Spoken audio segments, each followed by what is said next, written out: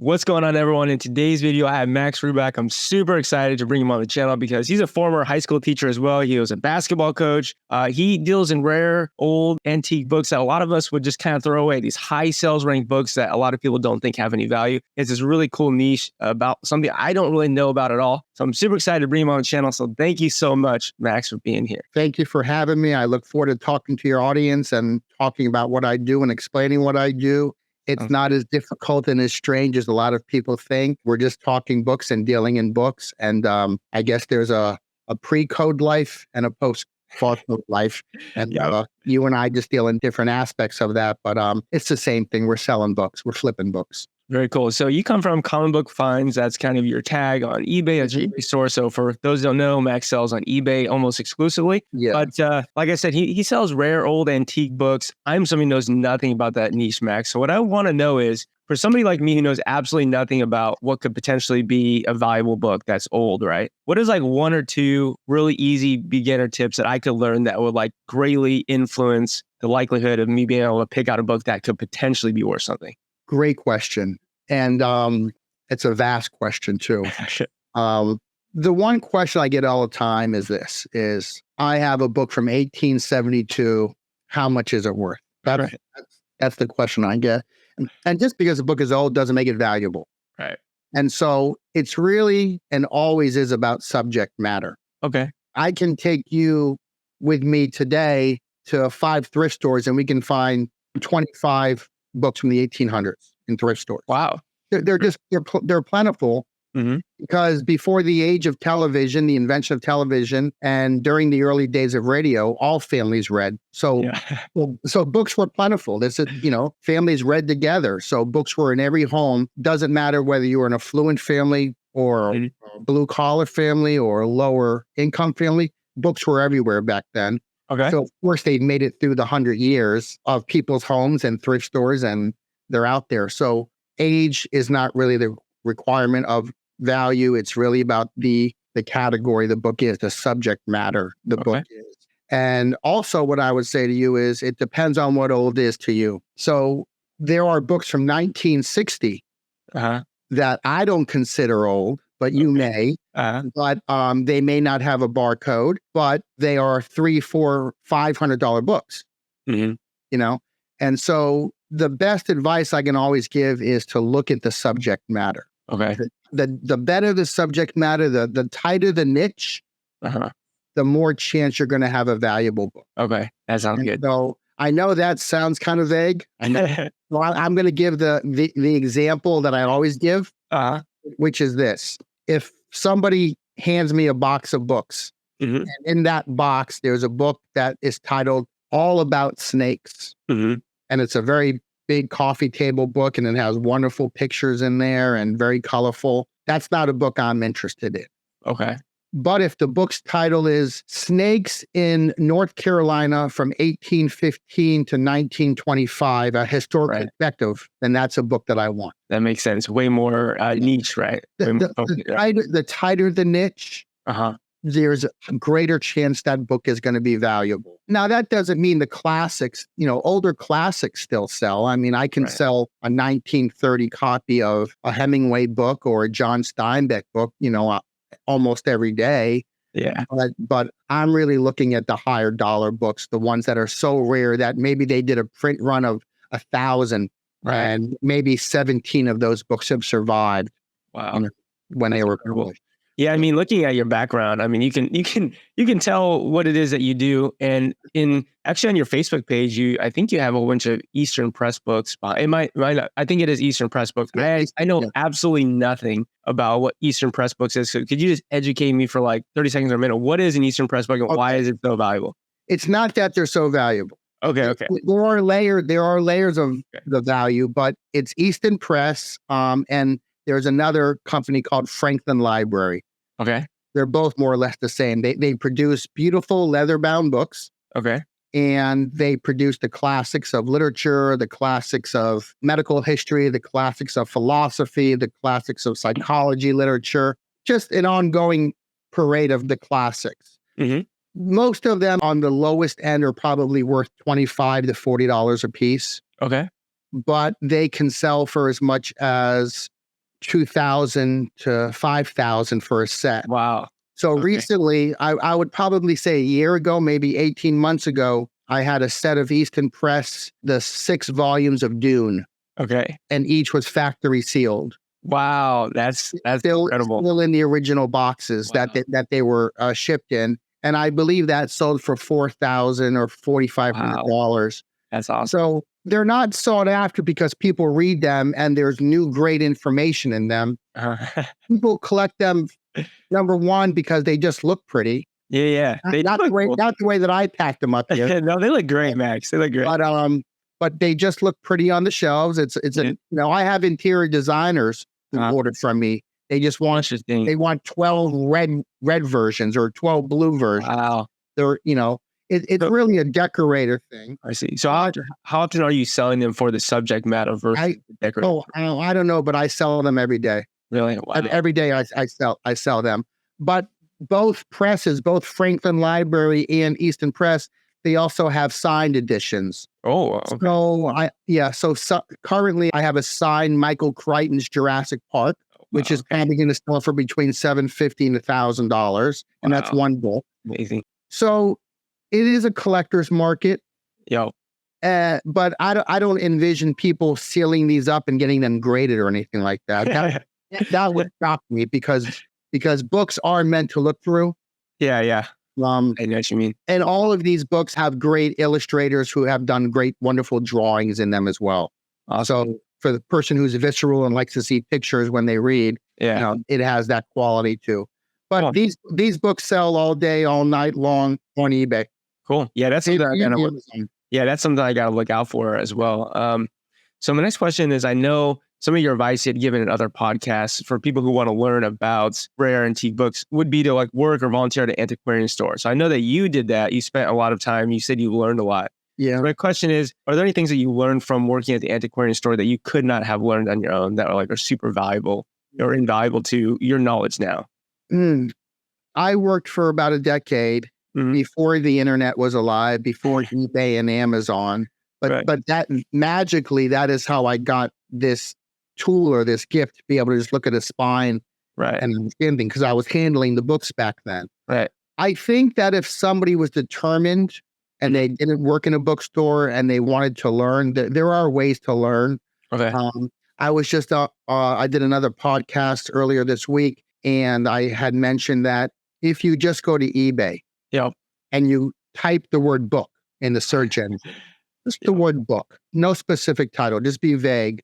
But then you click on sold and highest price. And you just scroll down 50 books. And you did that every day for a year, just to look at what the most expensive books are selling for. And if you sort of take notes diligently, be a student, and you want to learn about the different publishers, then I think you can easily do this and learn about it. But back when I was doing it, the book was in my hand, and I had to research prices with old magazines and old auction catalogs and different things like that. Right. Yeah, that's really cool. It's very possible. I mean, I help and I teach a lot of people how to do this. And there's a lot of people who are successful and they did not have the knowledge prior. So I know it happens, and people can do it. But like a student of anything, it does take time. Takes time, takes work, consistent effort, right? Oh, totally consistent. Yeah. One question I get asked a lot of the time when it comes to selling books on Amazon is the condition, especially for hardcover books that have a dust jacket, right? If it's torn, if it's ripped, if there's stains, at what point, especially in the old antique rare, book market, at what point or what flaws are actually maybe not so severe, which versus some flaws that are actually really damaging to the value? Any flaw to any book is damaging. Okay. Whether the book was issued with a dust jacket and doesn't have it, or the dust jacket is torn. But going back to our original few minutes of this conversation, it is all about the information in the book. Right. If you go back on my Instagram about a year or so, I sold the book that had no cover. It had no back. It had no back. It was just what was left of the book. That's amazing. Wow. But it was signed. That page was still intact, and it was signed in the early 1930s by a yogi who was visiting the University of Chicago Wow. and signing his book. Wow. And this book had survived almost 100 years. It didn't, and when I got it from a Gaylord, it was almost thrown away. Wow. That book sold for $1,100. That's amazing. A book without covers. Well, yeah, and that's why I love this business. Is a big part of what I like to do is talk to Amazon sellers who are going through Gaylords all the time. Yeah. And all they're doing is scanning. I want them to just sit back a little bit and all those books without barcodes, put them to the side for me, and let's maximize the profits out of their Gaylord. Yeah, that's fascinating. Yeah. All the pre-ISBN books. Yeah, that's really cool, man.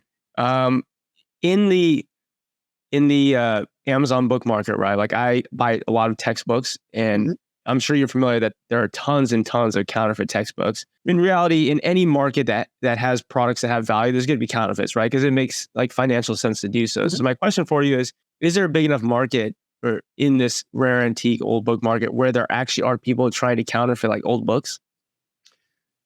Signatures, okay. Signed books, yes. More, I'm going to catch heat on this. More on the art side than the book side. However, I can safely say that I have seen signed books by authors that I know were not signed by those authors. But the best example I can give you and your audience is, if you know who the artist Salvador Dali is. I've heard of him, yeah. He's a surrealist, the melting clocks and like that. If you went on eBay and you typed in signed Salvador Dali lithograph, it would easily see 50 different signatures. Really? Wow. Okay. He's just a highly fraudulent signature that people are signing because he signed an easy signature. It was only 4 letters, D-A-L-I. Gotcha. And people have tried to mimic it and copy it. And anybody who buys a Salvador Dali on eBay right now, a signed lithograph, I would definitely ask for authentication first. Yeah. But eBay asks buyers and sellers to authenticate shoes, Nike shoes or things, but they don't ask to authenticate the signatures of a president who signed his book or any book or art. Right. So I can foresee down the line eBay having to have an authentication service for that, just because the market for the fraudulent is alive and well on eBay. Right. So talking about signatures from authors, obviously, one author versus another, right? They're not the same. So I'm sure the value of the signature is different, right? So at one point, does a author's signature actually make a book more valuable versus really not do anything to the value? Are they dead or alive? Oh, really? Is that the number one thing? Is it the popularity of the book. Okay. I mean, in the recent past, I have sold a couple books signed by Anne Rice, who recently passed, within a few years passed away, and her books always sell signed. But if you can't get a signature anymore, if the author has passed away, the value of that signature is very expensive. Right. All the classic authors, Ernest Hemingway or F. Scott Fitzgerald, these are very hard signatures to get, and some can go upwards of $10,000, if not more. Right. Wow. Yeah, that's pretty. The writer J.D. Salinger, who wrote The Catcher in the Rye, he was a recluse living in Cornish, New Hampshire, for many, many years, and his signature, nobody could get a copy of it. It was so rare. There's a few out there, but they sell in the tens of thousands of dollars just for a typed letter. That's it. He had signed, maybe typing a letter to someone in 1957. Wow, that's incredible. Let's take a step back. We haven't really introduced too much about the service that Max provides, because Max definitely provides a massive service. So you've got both a consignment business, you've got I'll buy your collection business. So can you just give us a brief walk down? Like, how could you help people in my audience who maybe come across these rare old books and they have absolutely no idea what to do with them? Ooh, we got an hour on that one. Got a few minutes. Yeah. Okay, let's see. Let me break this down. Yeah. So if somebody is an Amazon seller like yourself, but someone is an Amazon seller and goes to thrift stores and picks books, or maybe they bring a Gaylord in their garage once a week. They do. I have plenty of consignors who do that. They buy a Gaylord, they bring it to their garage, and they pilfer through it.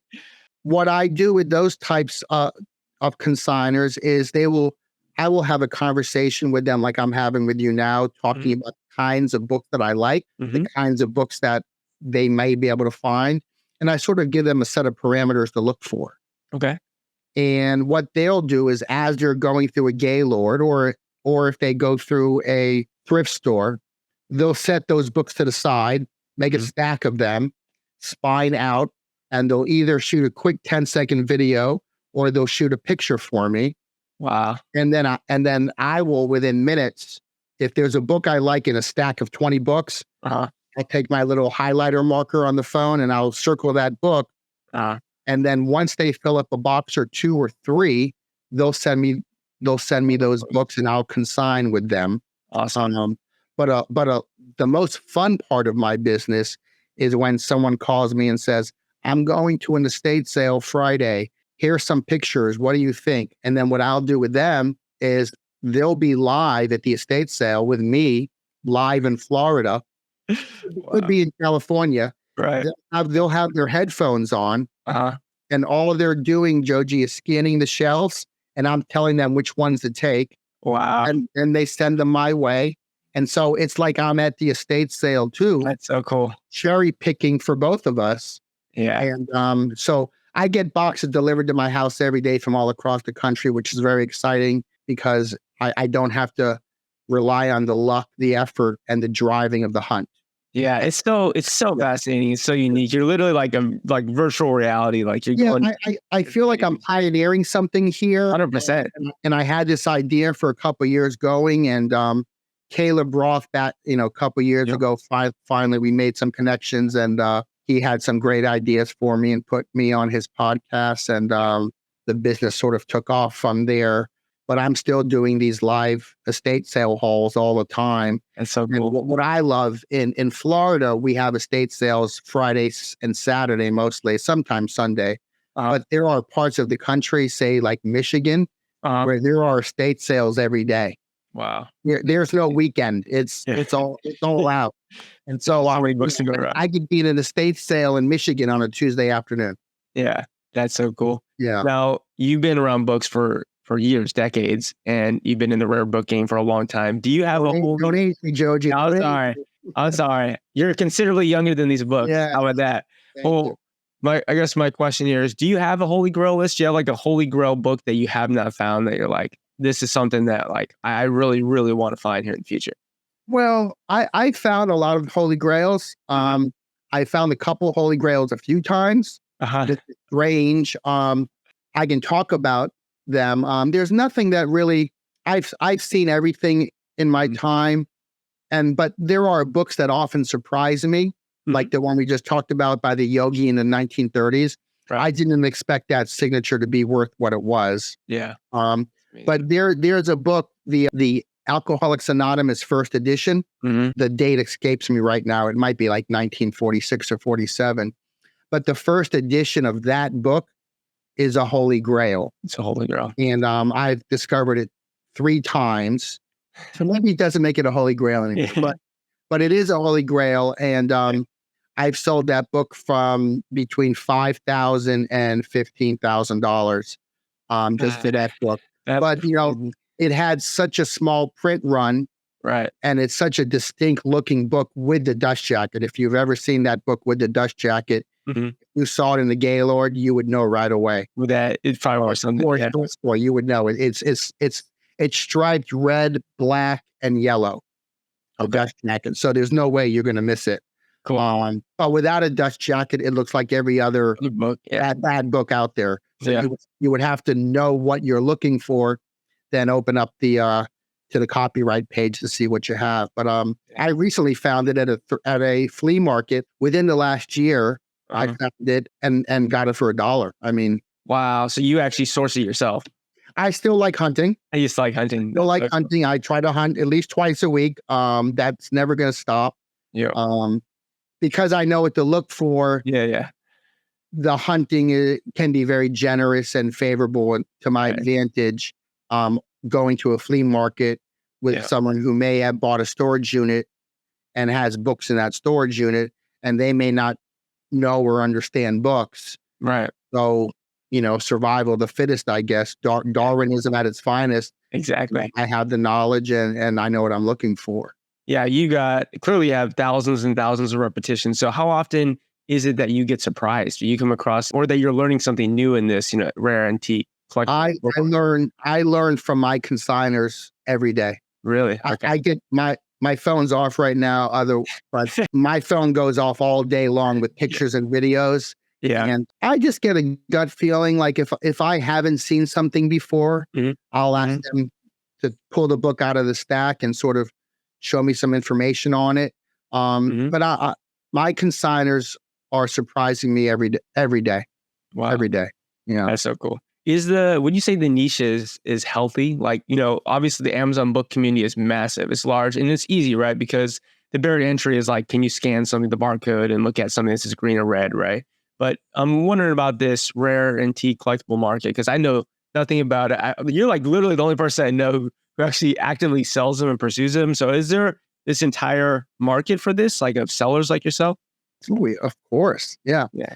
There's a very small audience and a very small amount of people making videos on this. Right. It's not a large market of people making content. I wish it were. I wish it were. That's why I like to do these. And people are always asking me to make my own YouTube, but it is a very busy business. Yeah. I don't have that much time. But people have been telling me that for 30 years, people have been telling me that books are dead and people don't read. Right. And like we talked about earlier, I quit my teaching job because my business was so successful. And so it's fascinating. So people are always going to want to handle books, whether it's Amazon or eBay. Yeah. It's just people love the literature of the written word. Yeah. And whether I'm selling a book on witches, or I'm selling tarot cards, or I'm selling a book about snakes, or I'm selling a book about World War II history. Right. People want books, and it's never slowed down for me. I know that the past year or two on eBay, there are a lot of YouTubers talking about summer slowdown and whatnot. And I'm not calling names out, but I don't really see a summer slowdown in my business. Right. And what is fascinating to me is I'll watch some of these videos of these people, and they're always surprised when they buy a book at a garage sale, and then it sells for a lot of money, and yet they don't try to pursue it even more than that. Right. We're just happy they sold that one book. Yeah. For, we'll just say $200. Yeah. And then it doesn't click. Well, maybe this is how I do this. Maybe this is how I prevent summer slowdown. Yes. Is stop trying to buy plushes and stop trying to buy things that are saturated, and maybe enter into the new market. Yeah. So, it's clear to me that you come like you see a wide variety of different niches and genres literally every day. And I know you're also, you're a bookie, you love books. Obviously, you have a passion for books, reading books. How often is it that you find subject material that just is so interesting to you? Like, I just got to keep this for a personal collection. I don't collect. I liked to collect 20 years ago. But here's what happens. Because I get phone calls, this is kind of sad, but because I get phone calls all the time and I go into people's homes, I see that people who have passed away, they were owned by their collections. And so I've walked into homes in the past year where the houses were filled with books. Yeah. And it wasn't enjoyable for them anymore. Right. And it's definitely not enjoyable for the family who has to now deal with the consequence of the collections. Yeah. So very quickly on of me visiting people's homes and their storage units. I mean, storage units too. Yeah. I mean, oh my gosh. Books of just storage units full of books. And then the person who owned it passed away, and then a relative has to take care of it. Yeah. So it gets you out of the mindset of collecting. And for me, there are still books that I love to read, and I may find a subject that I like, and I'll read the book. But when I'm done reading it, it's not going on the shelf Yeah. as I read it. It's going back into the circulation to try to give it to somebody else. Yeah. That's so cool. Yeah. I'm curious. So, I sell books on Amazon. Basically, my whole community does that. We're talking behind the scenes. We basically do a very similar thing. We buy below market value books, sell them for what they're actually worth. The way that I do that is by reading Keepa charts and Keepa graphs. So I know you're familiar with Keepa. How often, or do you ever use Keepa to check a value of a book? I don't. Okay. I don't. But I do have friends who do the business like you do. Yeah. I have a couple of very close friends who will keep me abreast and check me and make sure if I show them something like, well, you need to check Keepa on that one. And so they'll check Keepa for me, and then they'll let me know how foolish I am sometimes, because Amazon is still good for my market of books too. Right. But I think the healthy number of collectors are buying from eBay. Right. But I mean, I understand Keepa. I like it, but I for my type of book too, I don't think Keepa tells the whole story. Right. Yeah. Very cool. What do you think the odds would be that if I could web scrape every single ASIN of every product on your eBay store and run it through Keepa Product Finder, that I could find potentially undervalued books that I could buy from your eBay store and flip on Amazon? All day long. Really? Yeah. Okay. All day long. Other one. Not just from me, but that technology, which I'm sure is around and still on the verge of being utilized. The undervalued books are everywhere. They're in every thrift store. They're in every estate sale. If you follow me long enough, you watch enough of my podcast or see my Instagram, I always say this: the books and the money, it's everywhere. Yeah. I don't care if you live in Georgia or Massachusetts or Northern California. Mm-hmm. There are book collectors everywhere in our world. Yeah. And the trick is learning and knowing how to get access to their collections. Right. So when you walk into someone's house privately because you've been invited to look at their collection, that's where you make the most money. It's when you buy if someone collected Civil War books for 50 years, and you walk into their house and they have 785 Civil War books, I'm always going to buy the entire collection. I'm not going to cherry pick that. I'm going to buy the collection. That's so cool. And this is kind of what we talked about in the boot camps. So you were on one of Avery's boot camps as well. It's like, you got to go to the source, right? It's like, even though there are thrift stores that even though they do sell online, and you still would find stuff in the thrift store because they can't get everything. Right. Going to the source is always going to be the better thing to do. So building some sort of brand or business. Well, I would say this, it has changed. It has changed in the last 5 years or so. Yeah. There was a time when I would go to the flea markets and the sellers did not utilize eBay or Amazon at all. They just, if they had a box of books, they just sold the books. Yeah. Now, if you go to the flea market, even the sellers are aware of what they have most of the time. Not all the time, but most of the time. And it's getting progressively harder, as all YouTubers know who go to Goodwills and Salvation Armies. It's getting harder and harder to find great books or great clothes. I mean, the prices are going higher on clothes all the time at the thrift stores. I think that the best way to do this is you have to have a business card. Yeah. You have to have a business card. And if you do a little bit of advertising, you're going to get invited into someone's home. Because the sad truth of the matter is this, is people die every day. Yeah. And every day the people are leaving things behind. And sometimes you're leaving great collections behind. Right. And if you can get to those homes where those great collections of books are, then you can make an annual salary just on one or two of those homes. That's crazy. Yeah, that's amazing. With those homes, you still have to sell the books. Yeah.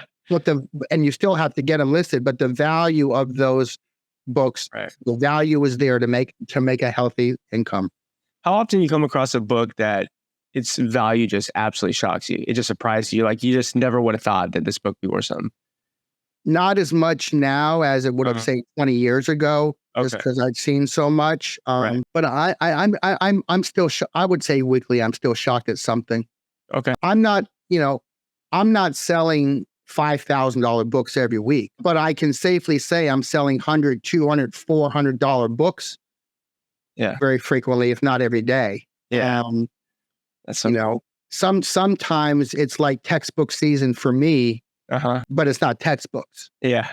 You know, I had a day recently where I sold a lot of these Franklin libraries, and it was almost a $7,000 day. Wow, that's incredible. Yeah, and so, I was a teacher like you, and I was teaching. I was making, I think, $55,000 a year as an 18-year veteran.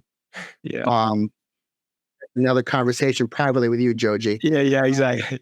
But I far exceed that now, and that's why I got out of the teaching game. It's just because of the book business. Cool. So, and I love working from home. It's just been a life changer for me. Yeah, we're gonna test your knowledge right now. Test your knowledge right now. I have a couple of books that I actually bought on Amazon to flip on Amazon.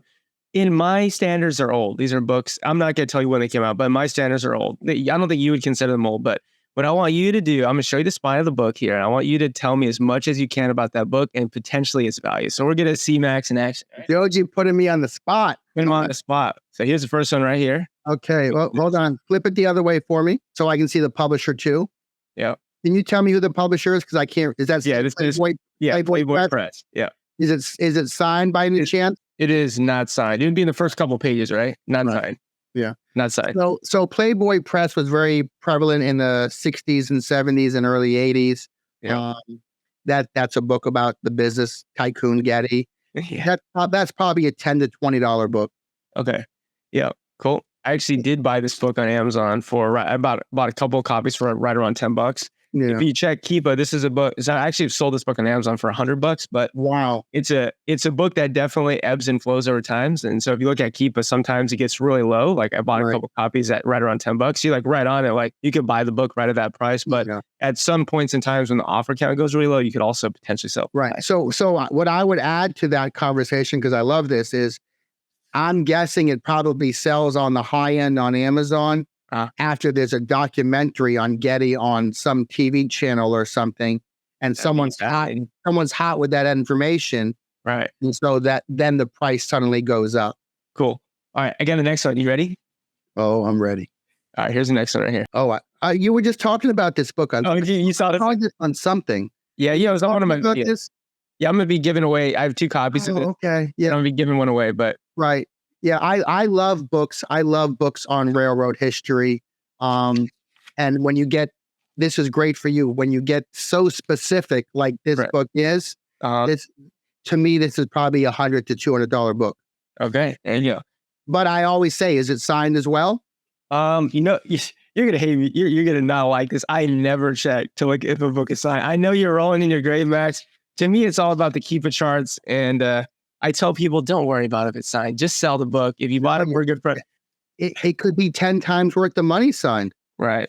Yeah, let's see. Matter of fact, Joji, I would challenge you sometime this week, just go on my eBay site, type in the word signed on my inventory and sold, and just see what signed books are selling for. Yeah.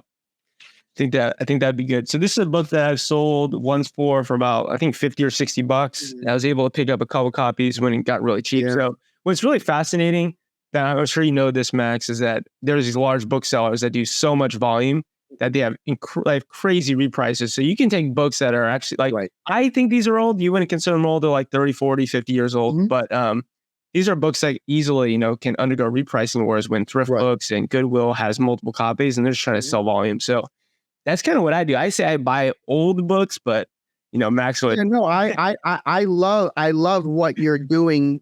I love that you're utilizing Keepa to buy low, sell high. I mean, it's a stock market. Yeah.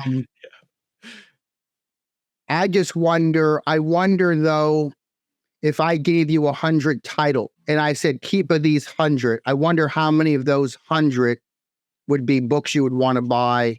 Yeah, cheaply to flip. Yeah, it really just because I think we're onto something here, and I think people are going to get great value out of the 2 disparate platforms here. But I think we're onto something. Yeah, for sure. I guess it comes down to whether or not there's an Amazon webpage if someone made actual listing for it. And then if Amazon has decided to track its sales rank, because then Keepa can scrape that data. So Right. like I said, Max, when it comes to identifying the value of a book, if I were to look at a book, I have absolutely no idea. I would ask you this though. I would love to know what the Keepa or the e-score on the Getty book is, and what the e-score on the Train book is. If you know, offhand. Yeah. I don't know offhand, but let's dive into my screen and I'll look at them online. Yeah. We can actually look at the Keepa chart. I'm just very curious what that says. Yeah, I think this would be fascinating. Yeah, let's take a look at Keepa's. Here's the book right here. I bought it on July 24th. I was able to sell this once again for $100. So yeah, let's just scroll down to the Keepa chart and see why. So I think you're somewhat familiar with Keepa, right? Every time sales rank improves, we tend to think that the book has sold. So kind of what I tell my audience is like, look at this black line, which is the lowest used price over time. Right. And if you light up sales rank drops with that lowest used price, it's kind of like eBay sold comps. Like, okay, 45, 45. So it looks like in the past, right, this is a book that's maybe worth right around 50. And I really like expanding the data over the last 4,500 days. And what's fascinating, this is probably why you came back with like, this is a $10 book, is because factually this book can very easily be worth $10 and stay there for a long period of time. But yeah, I was able to, I guess what we call exploit the buy box a little bit and sell mine for 100. When in reality, this book is probably worth between like 30 to 40 bucks. But what I would love to do, and this is really this is exciting to me, is I would love to find the date that you sold that book, and then sort of try to circumvent that date. Was there a show? Was there a documentary on Getty within a 24-hour, 48 period? Because one of the ideas I've always had is whenever there's a documentary on about anybody, books about that person sell on eBay and Amazon. Right. So how do you and I get in touch with all the television channels and find out what their programming is a year ahead of time? So we can start buying all the books about all the documentaries they're going to do a year ahead of time.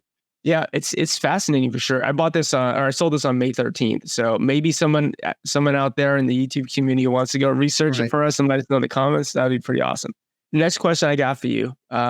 What's the best way to determine the value of a pre-ISBN book? Like, is it to just type in what's on the spine with the publisher? Like, well, what's your best advice for identifying the value?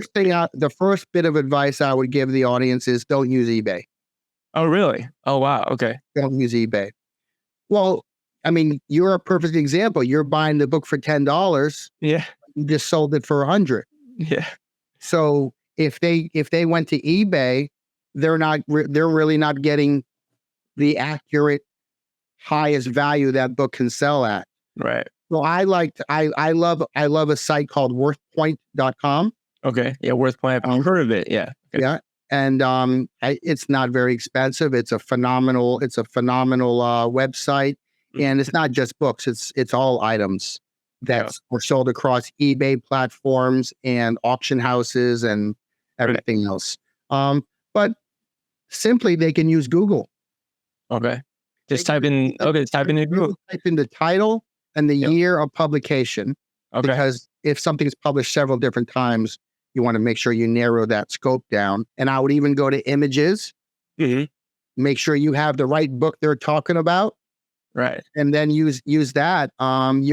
Any bookseller who has their book with a picture online, it's going to show up via Google. Yeah. eBay, I just don't like to price things because it holds for 90 days, even though you can use Terapeak, but I just don't think it's an accurate way to judge the life sales of a book. Right. Very cool. All right. For this next segment, I want to dive into Keepa a little bit, and I want to go into the Keepa deals page, and we're going to try to find, or maybe even Keepa product find. I want to find older books that have dropped in value somewhat significantly to see what Max thinks about them and see if maybe he would want to arbitrage Amazon to eBay right now. You want to get me into arbitrage now? You're already in arbitrage. You're just not doing it on a screen in a different way. So let me go ahead. Joji and I are going to start our own corporation by tomorrow. All right. So we got to be a little bit clever about this. So I'm probably going to go to Keepa Product Finder here. And what I'm going to do is search for books that have been published, long ago. And we're also going to look at books that have higher sales ranks, which means that they don't inherently sell very long. So I'm going to say we want the 180 average to be at least like 1.5 million. Okay. We're going to go 1.5 million to like maybe 3.5 million. Okay. And which again, still isn't that high. yeah, Right? which is not that high for sure. But definitely probably wouldn't be like a tech. Well, this could be an older book, right? So we're going to come down here. We're going to go to the book category. We're looking at books specifically. And then what we're going to do is we're going to see if we can come down here. I think there's a date that we can look. So tracking since listed publication date. So let's say from... You can pump in any year there? Yeah, you should be able to pump in any year here. That's 1965. Okay, 1965. So we'll say 0101 1965. Sure. So it's 30,000 products there. And then we're going to come back up to the used prices. And we'll say, let's look at anything that over the last 180 days has had at least a $20 average used price.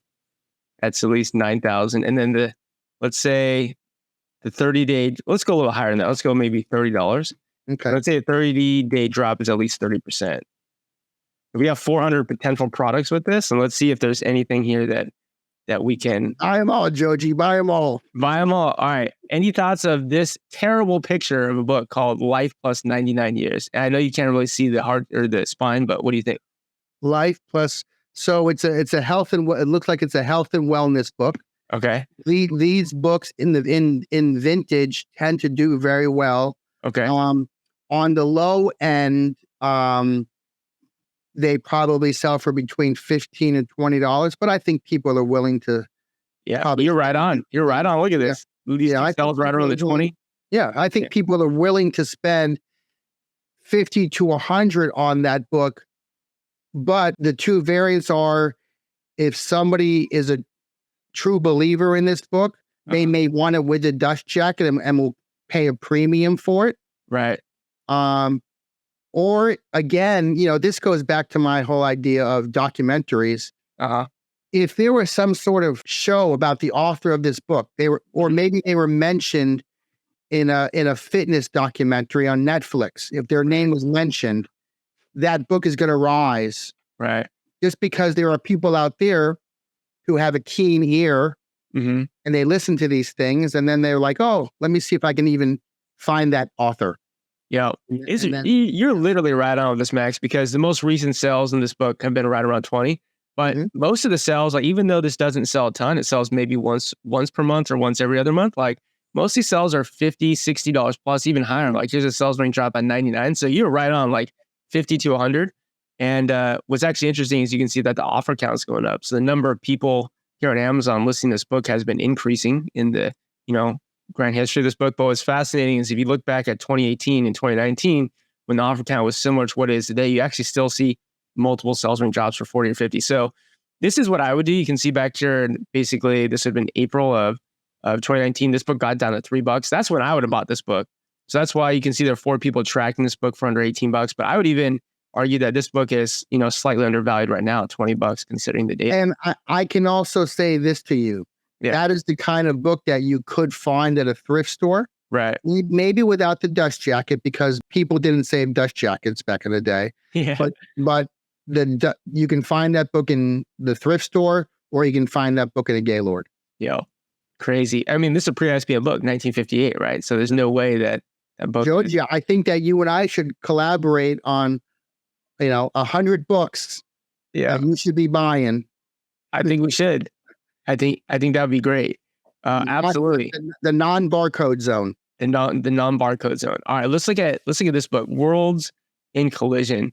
So right now you can buy it for $14 on Amazon. So I guess, again, we're trying to see if potentially this book is undervalued. But what are your thoughts on, I know it's really hard to see probably, but this is what it looks like. Tell me who the author is? It says Velikovsky.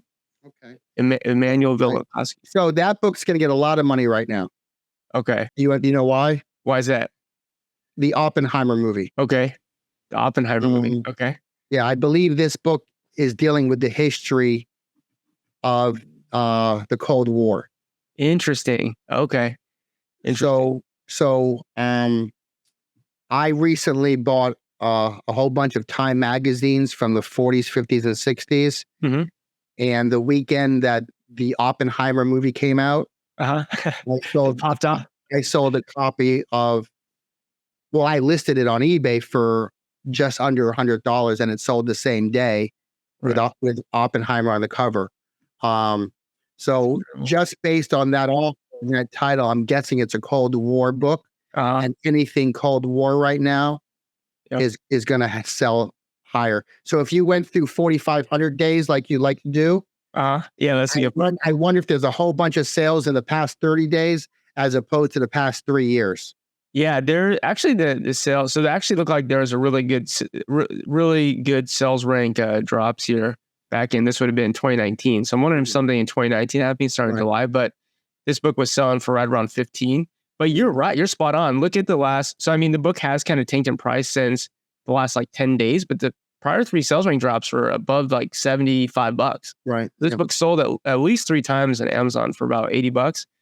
And then, in the past, you can see this holds some pretty good value. Like it sells in the $20 range, maybe even up to, there's like, sales rank drops in the 50 range. So it's fascinating how you could just look at a book like that and know so much about it because, we only went through, Product Finder went through 4 books out of 410. And some of those books I would consider maybe even picking up from my status, but I really enjoyed that session with you. The sad truth though, is the book that you just showed me, it didn't have a dust jacket. So I wonder on eBay with a dust jacket, how much that book could sell for. Yeah. Cause if you could sell for Amazon for $80 and even I'm sure a lot of the copies actually have dust jackets, but whoever took the picture, obviously. Right. Threw it up there, right? Yeah. Now, as an Amazon seller, are you allowed to add a different picture? Yeah, you can add your own picture, although there's TOS like for how you're supposed to add it, and it has to be a specific background quality. Is it often too much work? I've never done it. I don't think it's probably that hard, honestly. It's probably pretty easy, but you have to have like a setup because I think, I could be wrong. I think you need a white background or black. I forget what it is, but I don't think it's too hard, but it takes time. Right. Because I would say to your audience that if they did have a dust jacket on a book that does not show a dust jacket on Amazon, definitely in the description, they should state this copy has a dust jacket because I think that's a way to sell it a little quicker. Yeah. And the cool thing is actually you can include a picture on the actual individual item that you listed. So like in the listing, you could say includes dust jacket and include a picture of your copy. But you could also on the product listing, you could actually change that picture as well. So definitely I see some people include pictures on the Amazon listing. I would say in general, it's probably not worth your time, but on very rare old books, 100% can very easily make it way more likely for you to sell it or sell it more. I would just say, make sure you're, doing an analysis of the time it's going to take versus the potential increase in what you'd get for the book. But we're running out of time here, Max. I had an absolutely wonderful time with you, and we'll definitely. I was just getting warmed up here. Just getting warmed up. Yeah, I know. We got to stay, close to under an hour for people to. Even though this was wildly fascinating, just to make sure people stay tuned. But hey, I'd really love to have you come back on the channel because I've got tons of other questions here prepared that wasn't last. But thank you so much for being here. Lastly, where can people find you if they want to consign with you, sell, collect? Yeah, sure.